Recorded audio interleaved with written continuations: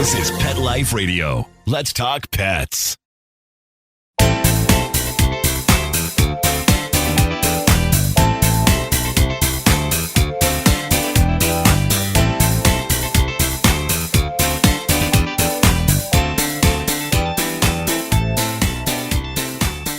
Welcome to Covered in Pet Hair, a boozy web show for pet lovers on Pet Life Radio. I'm your host, Isabel Alvarez-Arrada, and today I have the opportunity and privilege to have a drink and a chat with just a Chicago girl. I'll tell you all about her and introduce you as soon as we come back from these messages from our sponsors.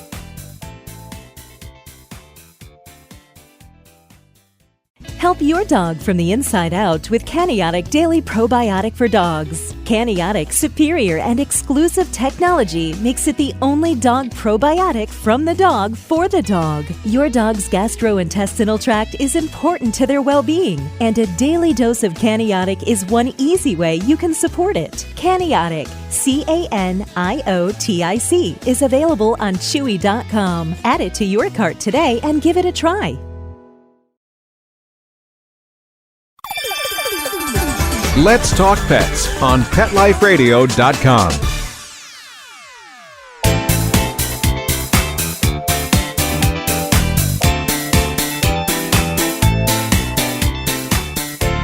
Welcome back to Covered in Pet Hair. I'm your host, Isabel Alvarez-Arrada, and today I have the pleasure of having a drink with a pet parent, a dog walker, pet sitter, entrepreneur, influencer, cat and dog person, nonprofit association president, dog mudda Teddy, cat ma to Bin Laden and Harry, lover of a good old country day, and a big city girl who calls herself just a Chicago girl, Jessica Abernathy. Welcome, Jessica. Hi. I'm so excited to see you.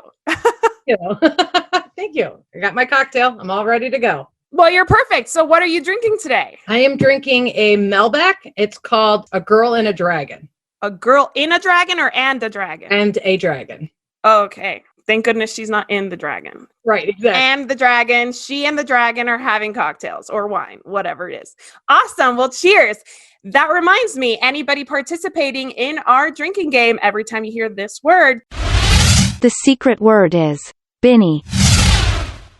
Take a drink and make sure that you are over 21 and not drinking and driving, and always drinking responsibly. So I am having a cocktail inspired by you, Miss Chicago girl. I'm having a Chicago cocktail. Okay. And just so that you know, it's actually not at all sweet. So I'm not sure what that means, but it is not a sweet Chicago girl kind of cocktail. It's like a stiff drink. Okay. Yeah, it's got brandy and triple sec, bitters, and then a splash of champagne after it's all shaken together. My husband and I made this literally like right before our meeting, and I videotaped it so that I could share the recipe on Instagram and Facebook. So stay tuned for a Thirsty Thursday when I put my recipe out. And my husband, my bartender and husband and manager, because he really has taken a keen interest in this show, he is the one who actually makes the drinks and I just drink them. So cheers, Jessica, to seeing you again and having you on the show. Ching, ching. Okay, so before we get into the nitty gritty, I need to ask you why in the world your cat is named Bin Laden. I know. That is like the talk of the town. I get interviews just because I tell people I named my cat Bin Laden. So Binny, our little guy, and I got to be careful because if I yell his name too much, he'll actually come running down here. He knows his name. He actually acts more of a dog than my dog does. He acts like a dog. He greets every animal just like a dog greets them. He has to sniff their butts and everything. He plays fetch. He's my dog that's in a cat body. But about 2 years ago, we fostered about 5 litters, pregnant moms and 5 litters. And 1 litter came in without a mom. He was a bottle baby. And the organization we were fostering with had somebody take care of him up to about 4 weeks. And then we tried to transition him into one of our litters at 4 weeks. So I got him at 4 weeks old and the mom didn't accept him. So I became their moms. And Bin Laden was a little terrorist. honestly. And I was bathing him because every day with your bottle babies, you have to wash them because, I'm not going to lick them clean.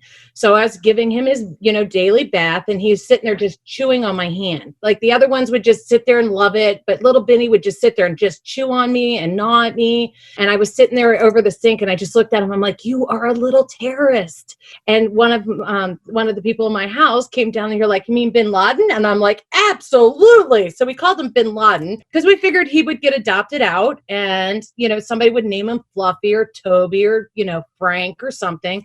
Well, he got sick, and we kept him until about 9 months old because we wanted to make sure he was healthy before we adopted him out. Well, after 9 months, he was family. So he stayed, and the organization that we were doing it for let us keep him with the one agreement that we had to keep the name.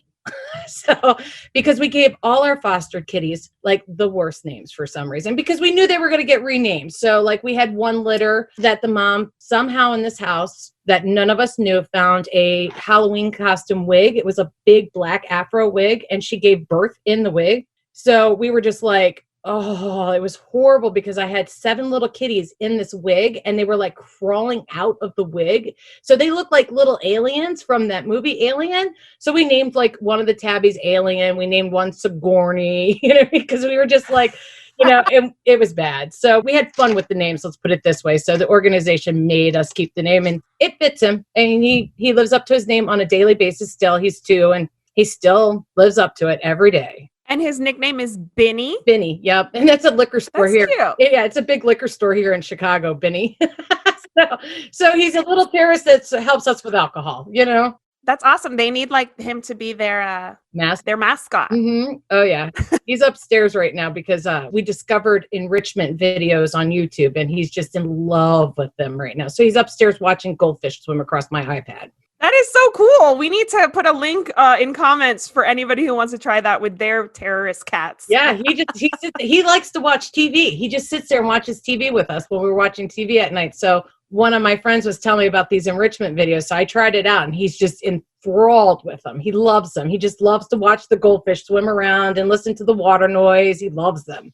That is awesome. I had a foster cat, Sammy, who loved the TV too. And I remember watching a movie where the guy turns into the cat. I can't remember. And the cat's like jumping like around the house, and Sammy's sitting there like on the bed, like staring at the TV, being like, where's this cat and what's he doing? So yeah, I never had a cat before that liked the TV, but they definitely exist, and they're probably really bright cats. Yes, Benny. Oh, he's really smart. He truly is a dog. He brings me things all the time. Like usually it's socks. For some reason, he likes my socks. So we can't leave socks around. And when we started unpacking for Christmas, he brought us up all of our Christmas stockings from the, dug through the bins, found the Christmas stockings. Now, mind you, he's a little 10-pound cat, but he's dragging up this Christmas stocking that's 10 times bigger than him. And he's like, look what I got, Ma. Look what I got. Oh my God. I hope you took a ton of pictures of that. That's adorable. I didn't have my camera on me, and I was just like, really, buddy. But I have to praise him because I'm always so proud of him for bringing me treats. So I'm always like, good boy. Now let's put it away.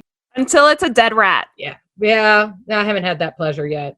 Knock on wood, you won't. Yeah, I'm hoping. So I have a game to start our show, and it is inspired by your love of your hometown. Well, you're a Baltimorean, but I always call it Baltimorean because I lived in the DC area for so long that like we just call it Baltimoreans or, Marylanders, I guess. But you were born in Baltimore. Yep, we call it Baltimore. Baltimore. Yeah, okay. Yeah, Baltimore. Yep, I'm from Baltimore, yes. But you moved to Chicago at what age? I was 29, I think, 29 or 30. I've lived in 13 states, so this is the last one I've been in. So I've been all over the East Coast, part of the West Coast, the Midwest. I haven't been in South. That's the only place I haven't yet been. Am I wrong? Something tells me you were a flight attendant, right?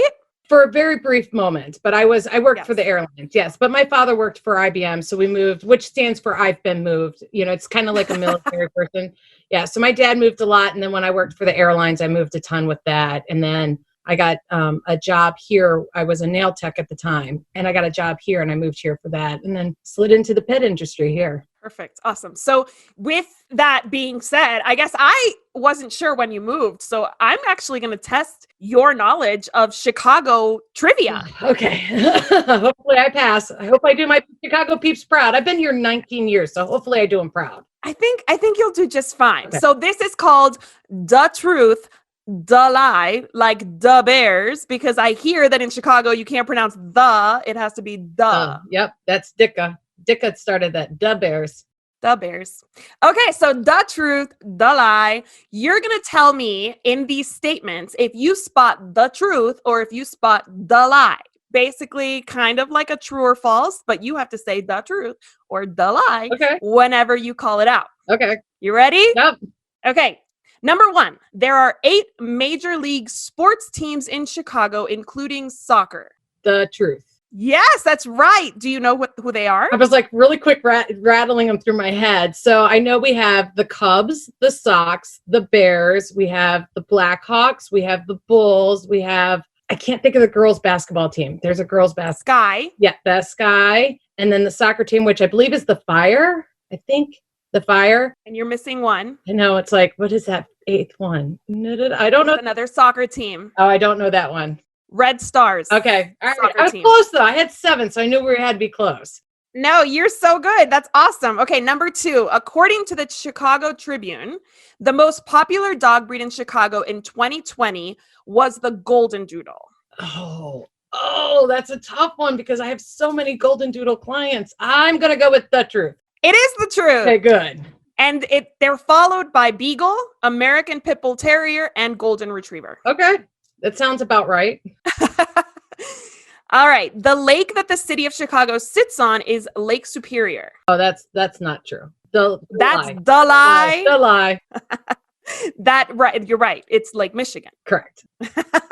All right. Chicago deep dish was invented by Giancarlo Costa at the Italian Pizza House in 1942. The truth.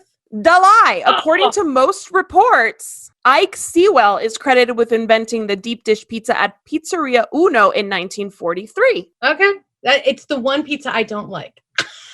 I am truly an East Coast girl because I like New York pizza better than Chicago pizza. And yeah, that does not go over well here because I'm like the one girl that's always looking for a New York pizza here. Same, 100%. I'm a Neapolitan pizza type, so thinner, softer, but really good crust. So yeah, New York's more my style. Me too. All right, last one. Okay. The brownie was invented in Chicago. Wow. I'm going to go with the lie. The truth. Oh, I had no idea where the brownie was created. I'm about to tell you. The brownie was created at Chicago's Palmer House in 1893. Oh, wow. Okay. The Palmer House is... You did awesome. Yeah, I did okay, you know? No, you did great. Awesome job. Yay. Thank you. Take a drink. Cheers. Cheers. All right. So the moment of truth, I want to know, because just so that those are watching and listening, I've known Jessica for a really, really, really long time. She and I are both members of the National Association of Professional Pet Sitters. And she and I met at one of the many conferences she and I have both attended that the National Association of Professional Pet Sitters put on. And she is the president of the National Association of Professional Pet Sitters. So I'm going to ask her how 2020 was, and she's going to basically tell us how Chicago's doing, how the industry's doing. We're going to really get a lot of info from you because you kind of have an inside perspective of what 2020 has been like for the pet industry. So one, how would you rate 2020 on a personal and professional level? I would rate it, if I had to do on a scale of 1 to 10, I'm going to go with a 7. It wasn't completely horrible.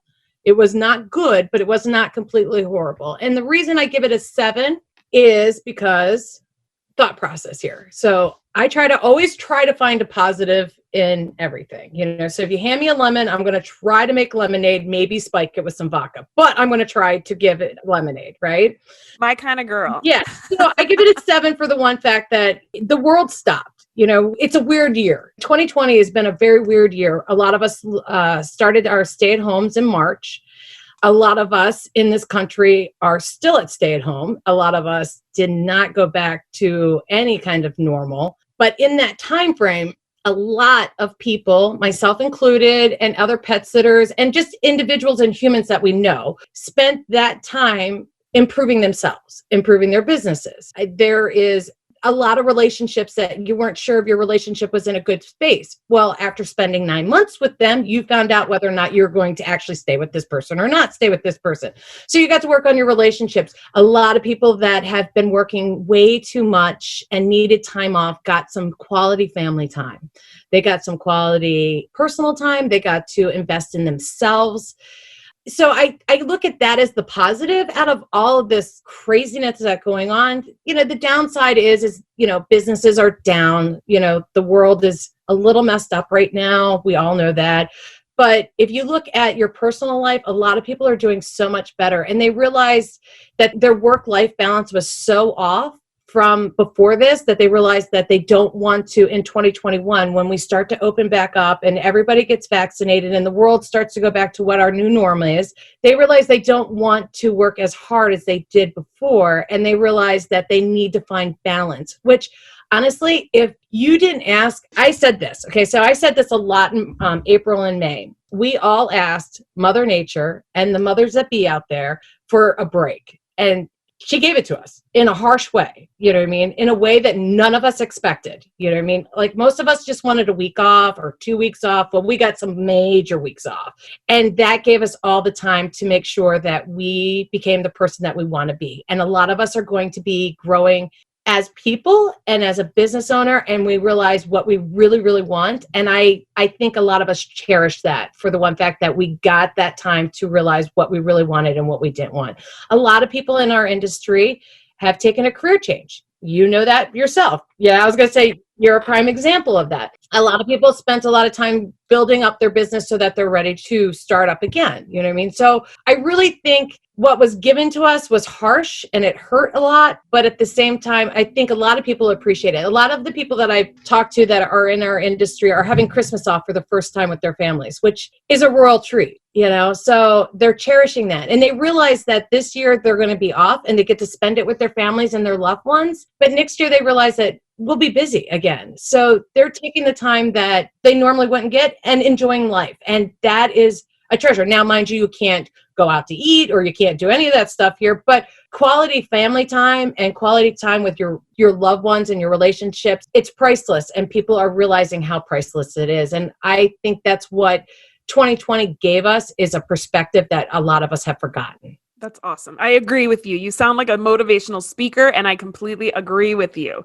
So what is Chicago like? So Chicago never opened up? Because I'm in El Paso, Texas, where we opened up pretty quickly. I think we shut down in April, opened up late April or early May, and we've kind of gone back and forth a couple times. There's a lot of politics involved here where the local government wants to shut down, or part of the local government wants to shut down, part of it doesn't. There's back and forth. The governor doesn't want to shut down. What's Chicago been like? Well, our governor wants us shut down. So, and I know that this is going out to everybody in the United States and maybe across the pond, but Mayor Lightfoot, which she has become quite famous. Our mayor in Chicago has become quite famous. So she is very strict. You know what I mean? There's been a lot of times where she gets on the news and tells us to stay home in not so polite ways. And Pritzker that's our governor. He's done the same thing. So we opened up to a very small, limited amount. The highest we ever got was our salons opened up. Our restaurants opened up to mainly outdoor seating. And I don't believe we got past 25% indoors ever. And then right before Thanksgiving, we've closed all the restaurants back down. It's outdoor seating, which, no offense, in Chicago, that's not going to happen. It's too cold. I mean, right. Way too cold. So we're carry out, takeout. The salons are still open, but you've got a limited capacity. A lot of the bigger thing is like a lot of our buildings, like in the city and stuff like that, are not opened yet. So everybody's still working from home. A good portion of the people are still working home. So that's been real interesting. So a lot of people are not going back to work, and it doesn't look like anybody really will go back to work until summer of 2021 is what we're looking at. We're not looking to be fully open until second or third quarter of next year. Got it. Yeah. So I'm going to dig into how all of that affects your pet care business as soon as we come back from these messages from our sponsors. Molly, here's your dinner. Zeus, that's not your food. Don't let that happen to your precious cat. Elevate your cat's eating experience with the Cat Tree Tray. The The Cat Tree Tray keeps your cat's food off the floor and conveniently located on the cat tree. It's the perfect way to eat. It's a beautiful wrought iron tray that easily attaches to your cat tree and keeps dogs and other critters out of your cat's dish. A must for multi-pet households. There's a 6-inch tray for large bowls and a 4-inch tray for smaller bowls. Purchase your Cat Tree Tray today. Go right now to cattreetray.com. That's cattreetray.com. CATTREETRAY.com. Let's talk pets Let's talk pets on Pet Life Radio. Pet Life Radio. PetLifeRadio.com.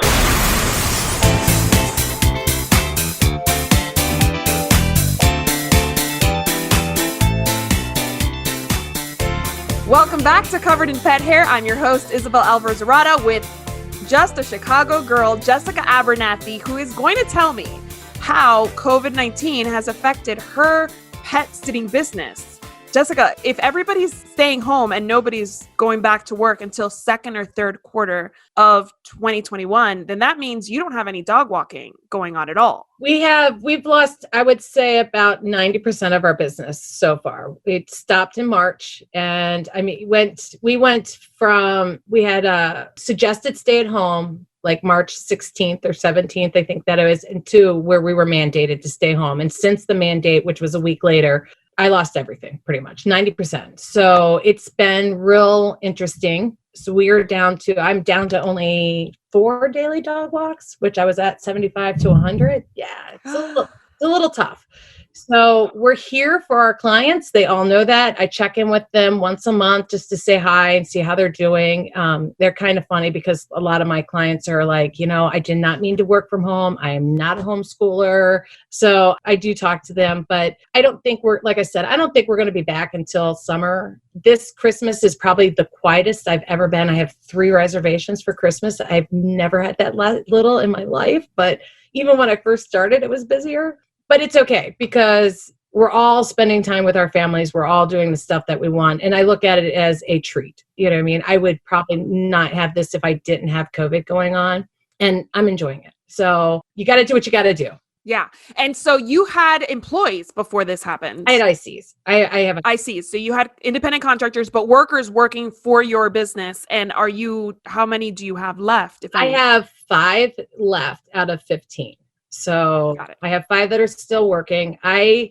What I did for my ICs is that I try to keep them working, and I took on a part-time job. So that way I could keep them working. And, that way if we opened up suddenly, at least I had half my staff still here and I could keep them going. And they all appreciated it. The staff that I have are my retirees that aren't really looking for the income, but they want something to do. So they've all appreciated getting out of the house, so that they have something to do. So it's been different. It's been difficult. It's a learning ability. I tell a lot of people that with what's going on in the industry right now, you've got to learn to reinvent yourself, because a lot of us spent so many years working on building our business up for like just middays. We weren't going to do pet sitting. We're not going to do this. We're not going to do this. I want to focus on a Monday through Friday. So with this, completely guilty. Right. So with this, I, as the president, have talked to lots of pet sitters, and I'm like, you've got to reinvent yourself. What can you do to stay in business, ride this wave? Because it's just a wave that we're riding through. Because on the outside of this, we're going to be so busy once the world goes back to being able to do everything. Because I do talk with a lot of animal shelters, and I have a lot of friends in rescue, and they can't keep animals in the shelters. They can't keep animals in the rescue, which is amazing and phenomenal. But all animals are going to be needed to take care of once everybody goes back to work. So we're going to be busier than we were before. And that for sure is a blessing to us, but we just got to ride the wave. And you're going to be busy because a lot of businesses are going to fold, like mine, where it didn't make sense for it to continue because I was managing it remotely and paying for commercial space. But those companies that can survive and ride the wave, like you're saying, they're going to have all the business that we gave up. Because, there's all of my clients. 400 plus active clients are going to be looking for a new dog walker or a pet sitter once they are back at work or back to travel. Correct. And I have seen that because I still am getting new clients, but the new clients are because their sitter has chose to leave the industry.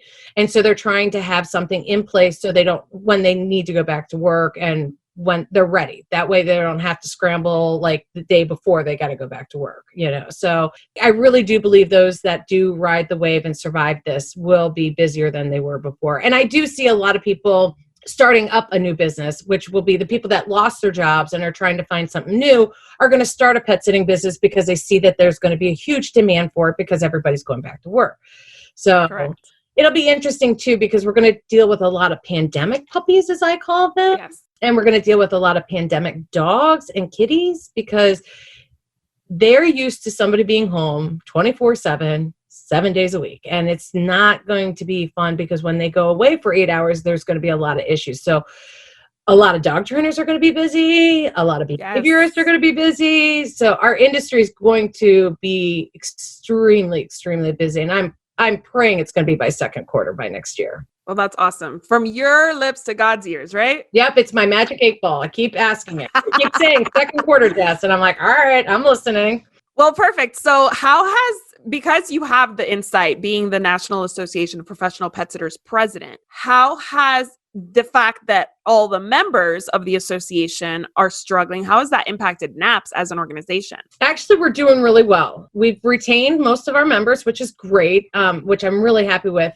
We haven't seen a large decrease of people losing their businesses or leaving the business. I will say we do have a good handful that have chose to leave, but a lot of people are really trying to reinvent themselves and also trying to ride the wave. And it's impressive because a lot of sitters, and I've seen it across the board.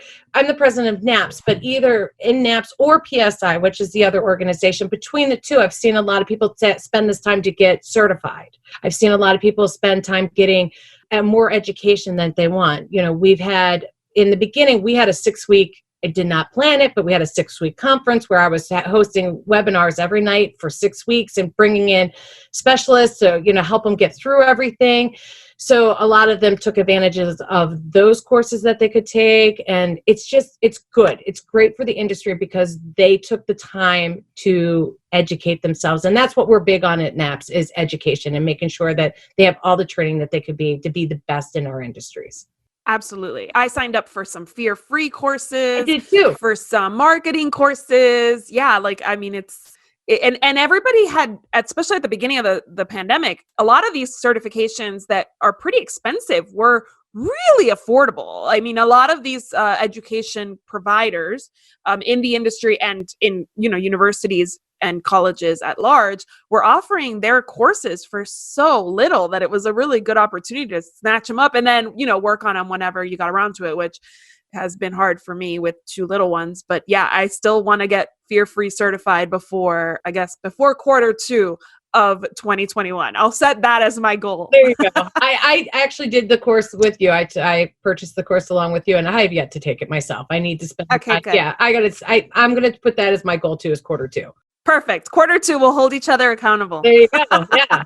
So awesome. Well, I know that NAPS, as a recipient of the NAPS Business of the Year Award in 2012, and I didn't bring it for the interview because I totally forgot, but I have my award displayed. I heard that NAPS is doing something different with the Business of the Year Award in 2021. What are they doing? So what we did for the Business of the Year this year, 2021, what we did, the executive committee got together and we talked about it. And we felt that everybody that's in business is still in business, that they should be rewarded for 2021. And the reason behind that is because of the struggles that everybody's going through and the wave that we're riding. And we just wanted to celebrate them for recognizing the hardships that they're going through and just making it and putting out the efforts to become better and work on themselves and their business. So we rewarded everybody at NAPS the 2021 award for Business of the Year. And I really like that. I think it's a great way to honor everybody that says that I'm still here and I'm going to be here and I'm willing to ride out the tough times. And we wanted to honor them in those tough times. That is so awesome. I love it. Resiliency is not something that all of us are just born with. Sometimes it takes moments like these to develop that skill. So let's toast to all the NAPS members. Congratulations, NAPS Business of the Year winners, all of you, to you and your resilience, and to better days ahead. Cheers. Cheers. Okay, so I want you to tell our listeners and viewers how they can get in touch with you if they're Chicago locals, what service areas you service, and what other stuff that you offer to pet parents and the pet population at large. So I am mainly on the North Shore, and if you're from Chicago, you know where the North Shore is. But I basically service Lincoln Park, where our zoo is, all the way up to Highland Park, and then I go west. So I'm along there, and you can reach me. My main company is Professional Pet Sitters, Inc. That's where you can find me. I do have a cat-only business. I did that for marketing reasons, and it's called Chicagoland Cat Sitters, and we focus only on cats. And as me having Mr. Bin Laden, and Harry's my saint, just so you know. He's the sweetest big boy. He's a barn cat that, got rescued from a barn. He's just a giant, giant saint. Bin Laden's my little terrorist. But we have a cat-only business that we focus on that. And then you can reach me on, my name is Jessica Abernathy. I'm on Facebook. I'll friend anybody. I mean, I'm friends with, I'm friends with pet sitters everywhere. I think I have like 3,500 friends on Facebook. And I started looking through it, and it's people that are pet sitters all over the country and the world, and I'm just like, all right, we're in the pet industry. I'll help you out, whatever you need. Exactly. And my handle on Instagram is just a Chicago girl. So that is my handle. But you can find me there, or you can reach us through NAPS. I'm on there, and you can find me there too. So you can reach me anyway that way if you want. So awesome. Well, are you doing any coaching? I am. I work. Okay. I take it. So I have not heard about this new project. So this is you reinventing yourself. So tell us all about that. I am working with Colleen Cedric. She is the pet nanny coach, and I'm one of her coaches. So I've been doing that for over a year now. So I am one of her coaches, and I became a coach. She asked me to because I took her program almost 3 years ago.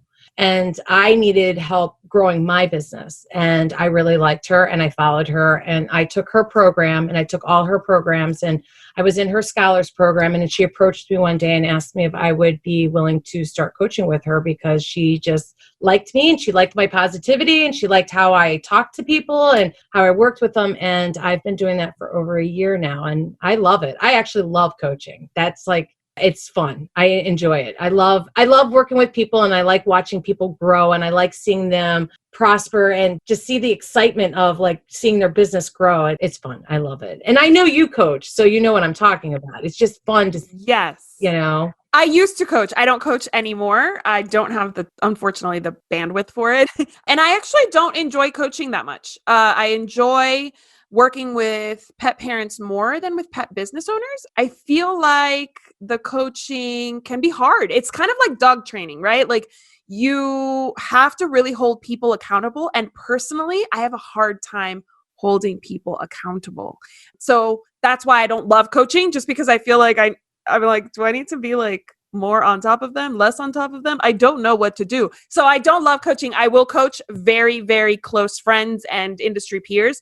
And I have some really great repeat clients that still reach out every once in a while, but I don't take on any new clients. I will talk to people though. So if ever somebody in the industry wants to just chat, I'm happy to just have a chat with somebody at no charge or anything, but you have to work around my kids' nap and bedtime schedule. Right.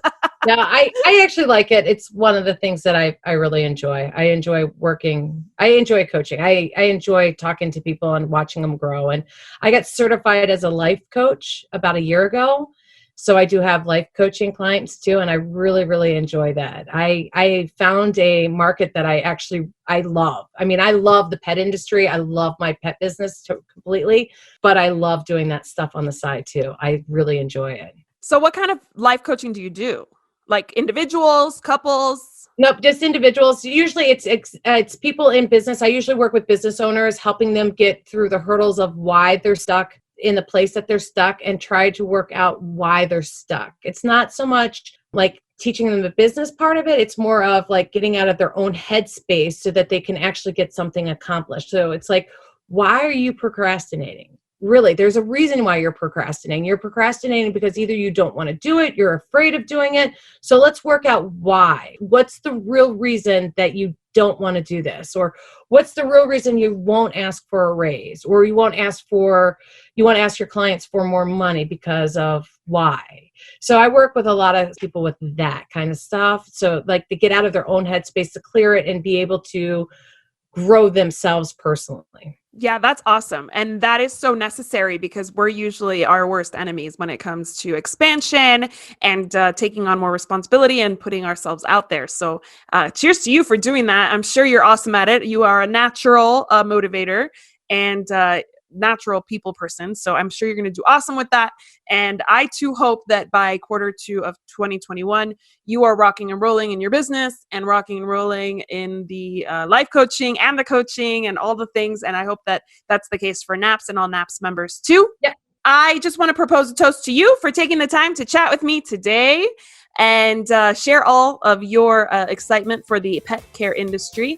And I want to propose a toast to our producer, Mark Winter, for making this show possible, and to our listeners on Pet Life Radio and our viewers on YouTube. Here's to a life covered in pet hair, because there is no better way to live. Cheers. Cheers. Thank you for watching, and thank you again, Jessica, for being here.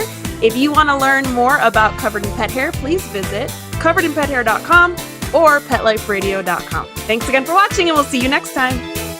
Let's Talk Pets, every week on demand, only on PetLifeRadio.com.